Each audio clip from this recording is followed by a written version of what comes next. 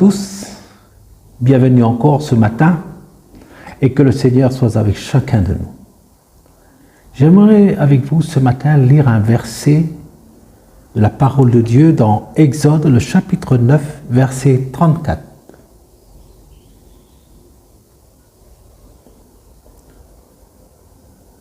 Voyant que la pluie, la grêle et les coups de tonnerre s'étaient arrêtés, le Pharaon continua de pécher et rendit son cœur plus insensible encore, tout comme ses serviteurs.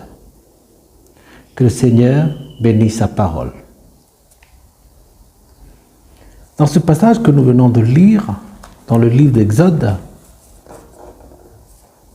Pharaon est un homme très très dur. Il est très très dur.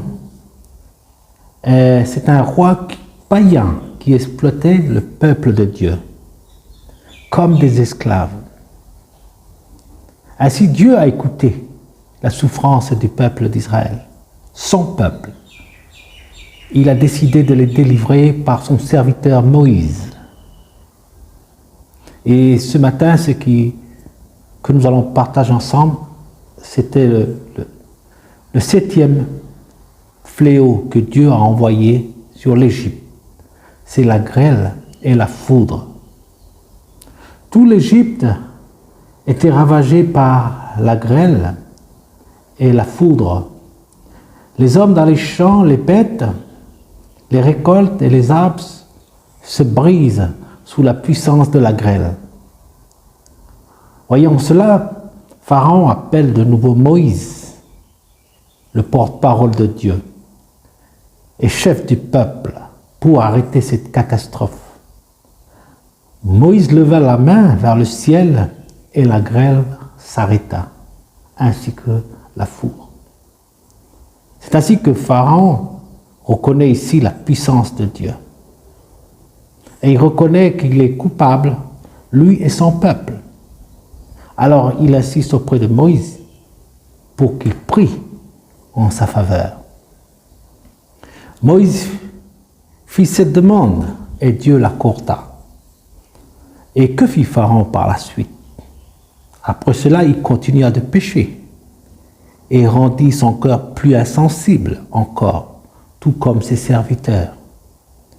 Le cœur de Pharaon s'endurcit et il ne laissa pas partir personne. Mais Moïse savait cela, car Dieu lui avait déjà averti que Pharaon ne le laissera pas partir avec le peuple. Alors que pouvons-nous retirer de ce passage ce matin? Chers frères et sœurs, chers amis, une chose qui est importante pour nous, c'est que Dieu nous parle au travers des épreuves et parfois même souvent des châtiments et des souffrances. Ce matin, amis, chers frères et sœurs, si nous passons des moments très difficiles, passant des épreuves, je pense que ce matin, ne restons pas insensibles et indifférents. L'apôtre Paul dit dans Romains, le chapitre 2, verset 4, « Ne sais-tu pas que la bonté de Dieu doit t'amener à changer de comportement au travers des difficultés, au travers des épreuves?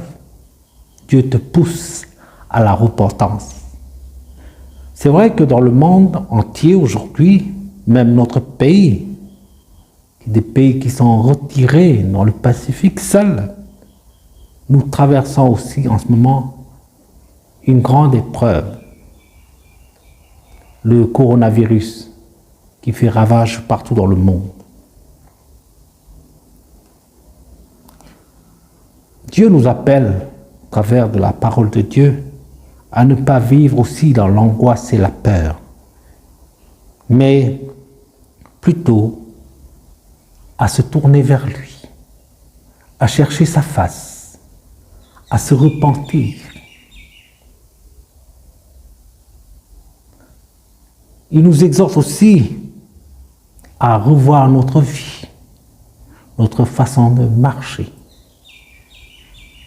Alors ne restons pas aveugles, ce que nous voyons et ne restons pas sourds à ce que nous entendons chaque jour.